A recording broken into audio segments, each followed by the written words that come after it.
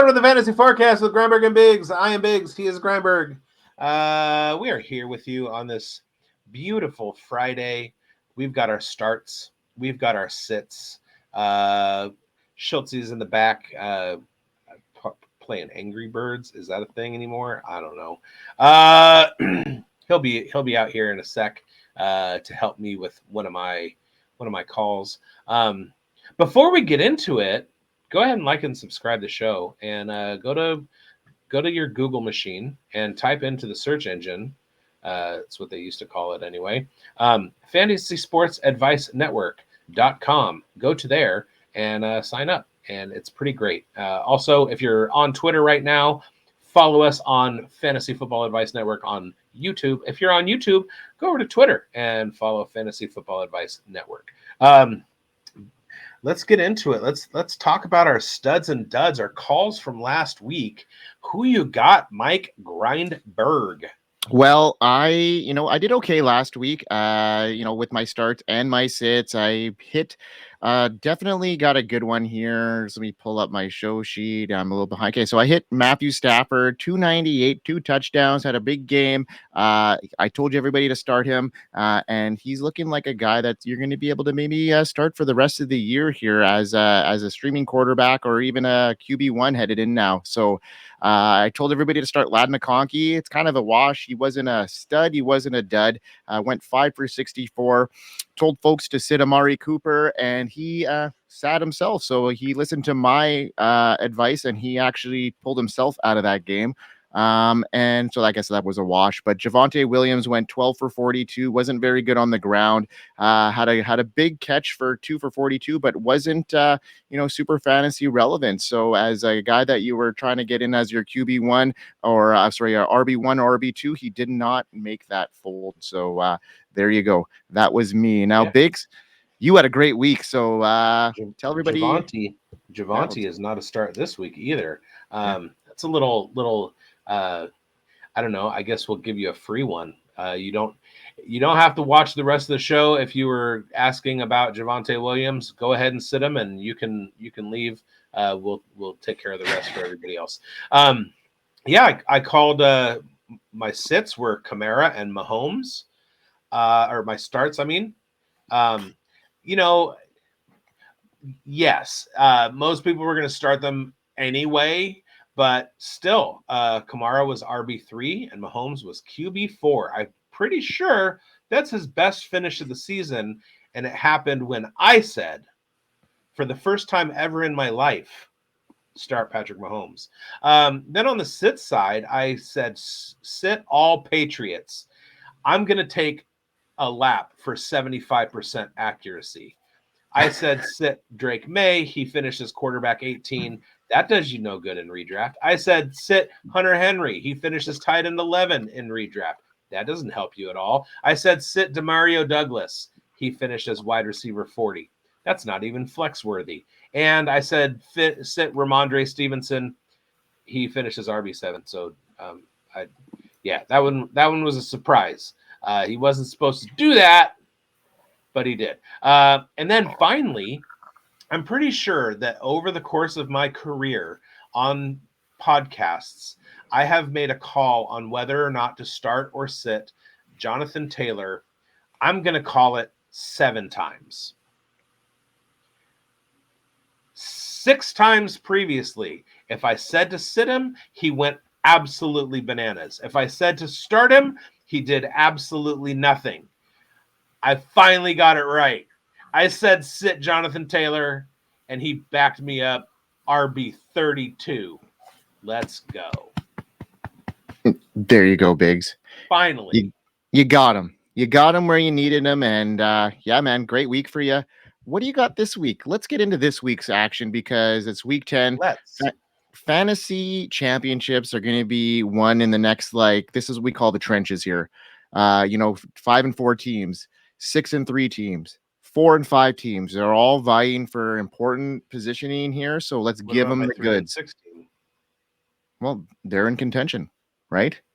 And especially if they listen to us today, right? If they're going to start and sit their guys. So let's get into it. Should I start? Go for it. All right. Let's get into our starts. And my first start of the week is yes.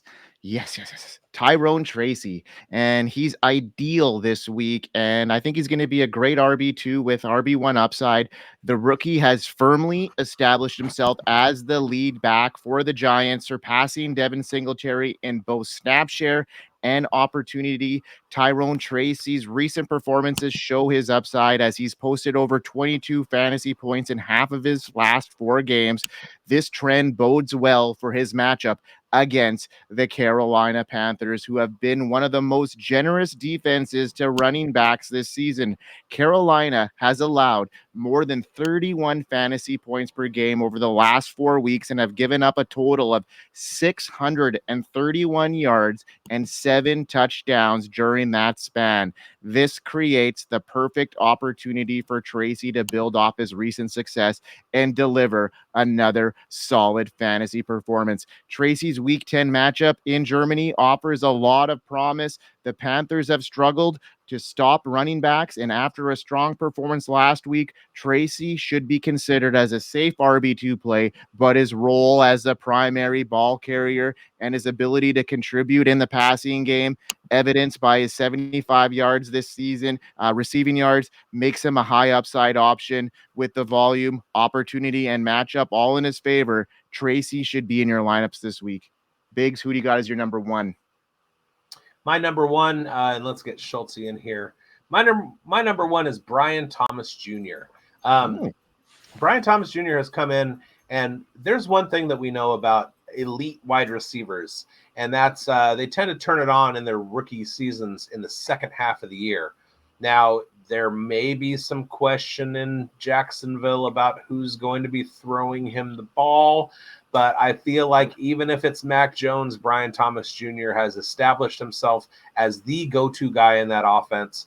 All he needs to do is cut down on his dropped passes in the end zone, and the dude is an absolute top 10 stud rest of season. Start Brian Thomas Jr. in every format, all across your leagues, regardless of who his quarterback is. Schultz, back me up here. Yeah, I'm going to be honest. I disagree here. That's why I brought you on.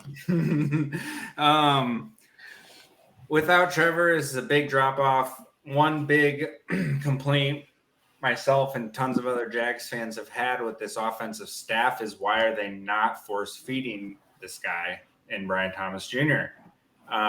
This game against the Eagles, I think he still only saw 4 targets and caught 2 balls. No, he caught 3, but it was for 30-something yards. Doesn't matter.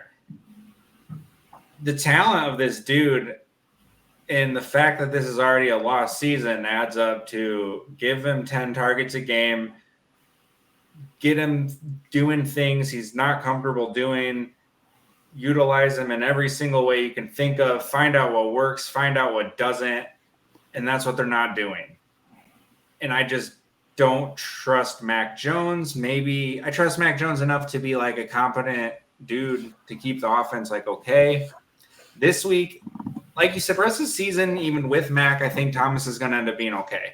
This week, I don't feel good.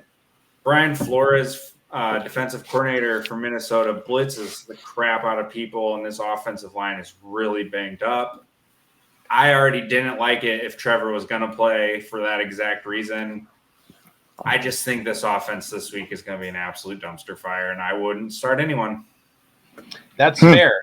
I have a working theory, and that is Doug Peterson wants to get fired. If the prospect is take a vacation and still get paid, wouldn't you want to do as bad as you possibly could to force the ownership's hand? If I was Doug Peterson, that's what I would do. Yeah, that seems like what he's doing. So we will be back here with you next Friday, and I will atone for my call, and I will say whether my Brian Thomas Jr. start is a stud or a dud, because that's how I do it. I am accountable. Biggs, I'm with you here too. Honestly, I like this situation. Minnesota gives up a lot of points to opposing wide receivers, and even with Mac Jones throwing the ball, I think they're going to be behind the Jags. I think this is a great matchup for Aaron Jones, and I just think the the Jaguars are going to be playing from behind, and Mac Jones is going to want to prove himself. He's going to have an opportunity to maybe play his way onto a roster next year, and this could be a way to do it. And you're going to do it. You're going to target your best players. So I'm not expecting a down slip by Ingram or BJT, or BTJ in the next little while. Yeah, I screwed up on the show sheets. It's my I keep fixing dyslexia. it. It's okay. It's okay, Biggs. You can figure this all out by now. But yeah, like I'm with you here. I think Brian Thomas Jr. is a good play this week and for the rest of the season. And if there's fantasy managers out there that are worried about this situation, maybe this is the right time to hook your claws into Brian Thomas Jr. because he's a talent and he's Don't risen do up the that board. literally, because that would hurt him. Yeah, I We know. don't need that. Yeah, exactly. Definitely not. But I'd like him this week. Who's your next start? Okay, Yes. bye. Bye. Yeah, sorry, I took too long on that one. My next start is Josh Downs, and I just love his situation. It's not the greatest matchup against the Bills, but despite that matchup, the Bills have allowed just the 5th fewest fantasy points to wide receivers, but Downs' usage and upside make him a strong play for me. He ranks as the fantasy wide receiver 5 when Joe Flacco is at quarterback, showing that he has the potential to produce big numbers even when there are challenging situations. The Colts offense might not be great.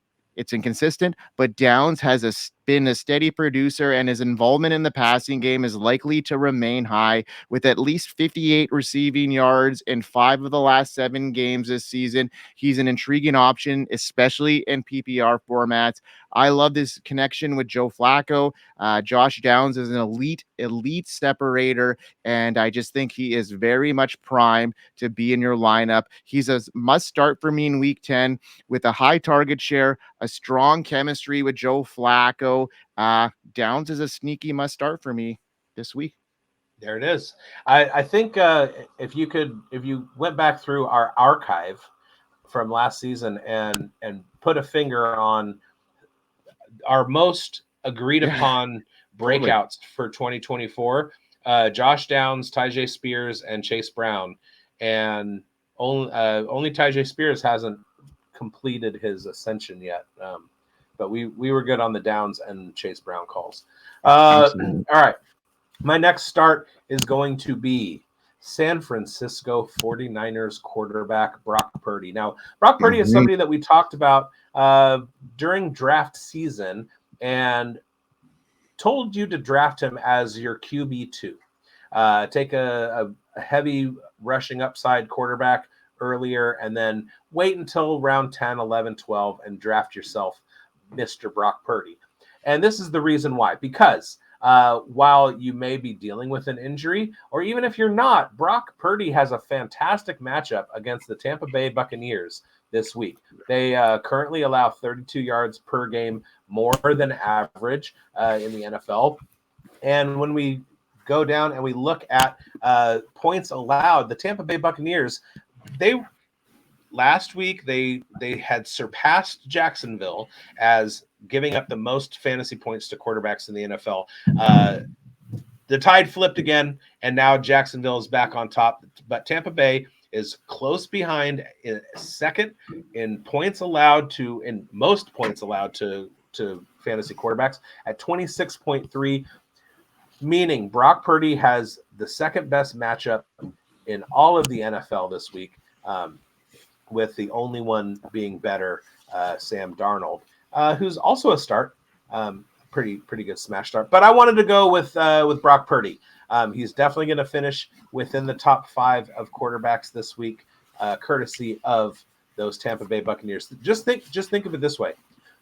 What have the Tampa Bay Buccaneers allowed from Kirk Cousins this year? We're going to see more of the same from the San Francisco 49ers. Plus, guess who? I hear the pitter-patter of footsteps. Guess who's climbing up that walkway into the Tampa Bay game? That's Christian McCaffrey, receiving running back out of the San Francisco 49ers backfield. I thought it was going to be Murdoch. No, he's just barking. You don't hear the pitter patter on the carpet. I love this call, bigz. So Brock Purdy, go with him. Yeah, I think it's an awesome call, and another guy that you should be circling as well. And he's not on our show sheet, but I really like Jawan Jennings. Rest of season here, his yards per route run is amongst the elite in the top 5 in the NFL right now. And without Brandon Ayuk in the lineup, he's made some very good catches, and he's been a safety blanket for Brock Purdy. So look for Jawan Jennings to continue in. And if he's on your waiver wire, which he shouldn't be, get him now, because he's going to be a guy I'm assuming is going to finish this year, rest of the season as a top 24 wide receiver. All right, let's get into our sits. For his mama's sake. Yeah. All right. So my first sit is going to be DJ Moore. I had Caleb Williams as a sit in another show, and there's a reason behind that. The Patriots are a tough defense to opposing wide receivers. Outside, though, of his explosive Week 5 performance, DJ Moore has struggled to produce consistently, failing to score more than 8 fantasy points in 3 consecutive games. In Sunday's 29-9 loss to the Cardinals, it was him. He was targeted. Yeah, he was targeted 9 times, but only managed to haul in 4 receptions for 33 yards. The lack of production is concerning, especially given the Bears have been in competitive or trailing situations, offering plenty more opportunities to make an impact, and he just haven't. So until Moore proves he can be more reliable as a fantasy contributor again, especially with the ongoing quarterback issues in Chicago. And it's a tough one, because these are growing pains that, rookie quarterbacks are going to sustain. And with a weak offensive line, he's doing it. And, there's a lot of options. There's a lot of mouths to feed in Chicago. And with their running game being stronger, I just think that DJ Moore is going to be another sit for me this week until he can prove it. I thought I was going to go first. I'm sorry, bigz. Because when we did the starts, it had you listed first on the show sheet, and then when we got to the sits, it had me listed first on the show sheet, but then you went first. My apologies. I got eager. I'm sorry, man. That's okay. I'm just going to piggyback off of what you said last week, and I'm going to say sit Javonte Williams. Javonte Williams has a terrible, terrible matchup this week. The Denver Broncos think that they are going to have a chance against the Kansas City Chiefs. They don't. And additionally, also as well, nobody gives up fewer points to running backs in the NFL than the Kansas City Chiefs do. So although it is a chiefdom, not a kingdom, don't expect Javonte Williams to do anything against the Chiefs. Sit him, put him on your bench. I would go as far as to say he's droppable at this point, but I don't want to say that very loudly. Fair. Okay. I agree with you there too. I had him sitting last week, like I mentioned, and you had... My next set is going to be Travis Etienne of the Jacksonville Jaguars. Take that, Mike. Etienne's trying to work his way back from injury. The Jaguars have a terrible, terrible matchup, at least on the ground. They're going to have to throw the ball a lot. Etienne's not going to be that heavily involved in the game, I don't think. So sit Travis Etienne. I am. Do it. Okay. Well, thanks for that. He's been a tough one all year. And yes, with Mac Jones in the lineup, I think that run game is going to be very, very, sparse. Let's put it this way. In my home league, which is important to me, I have Travis Etienne, but I also have Keaton Mitchell that just got activated off the injured reserve. And I feel more comfortable with him last night right now having 0 points so far than I do with Etienne. That's crazy. All right, Kay, my last sit here is it's a tough call because Tony Pollard has been great this year, but I'm going to consider sitting him even after a 31-touch, 154-yard game where he showed he can be a force, just given the volume. However, this week he faces a daunting matchup against the Chargers, who have allowed the second fewest fantasy points to opposing running backs, and that's why Pollard is the guy I'm circling this week as a sit. Pollard's lack of clear role in the red zone, though, coupled with the coaching staff to desire to limit his touches, raises further concerns. While he had a solid game last week, I'm gonna, be tempering my expectations against the Chargers, and we got to look for Tajay Spears back this week as well. So you're gonna want to see him sprinkled in a little bit as well to see what they have in him. So I'm expecting a down game from Tony Pollard against a tougher run defense, and having Tajay Spears sprinkled in a bit more here. I'm going to temper my expectations for Pollard, who's been very, very good this year. He's been the only bright spot. Yeah. At all. Well, I mean, Mason Rudolph has been okay the last 2 games. He's resurged like Calvin Ridley a little bit here, and he's put that team on his back, and they haven't looked actually that bad without. I kind of meant sustainably. Okay, well, fair. But as far as the overall offense goes, they look a lot better with Mason Rudolph under center, and they just have a really tough matchup this week against a really good Chargers defense. True. You know what we didn't do? We didn't do it. Shit. Sorry, Tyler. If we had a producer, maybe it would happen. Yeah. We are here. FantasySportsAdvice.com, offering the best fantasy sports social media platform. Why join endless Discord communities or the trolls of Reddit? Fantasy Sports Advice is a community designed to help you win with 24/7 support. Go to FantasySportsAdvice.com and become a pro member for unlimited access. Again, go to FantasySportsAdvice.com today. Hey, you. Hey, you. Yeah, you. You. I'm talking to you. You. Yeah. I'm talking to you. All of you. You Want to be a better? Do you want? No, just that one. Do you want to be a better fantasy football player? Yeah, that's what I thought. Then go get pro membership signed up on Fantasy Sports Advice Network right now. What are you waiting for? We're done. There's no reason to watch this show anymore for this week. Wait till next week or watch our Saturday injury show. Do that. Also watch Breakfast with bigz on Sunday morning. And then our waiver wire show on Tuesday. And then Queen's Ransom with me and Amber on Wednesday. And then all of the Thursday night stuff too, and all the other shows on the network. But for this one right now, just shut it off and go get your membership. Go sign up.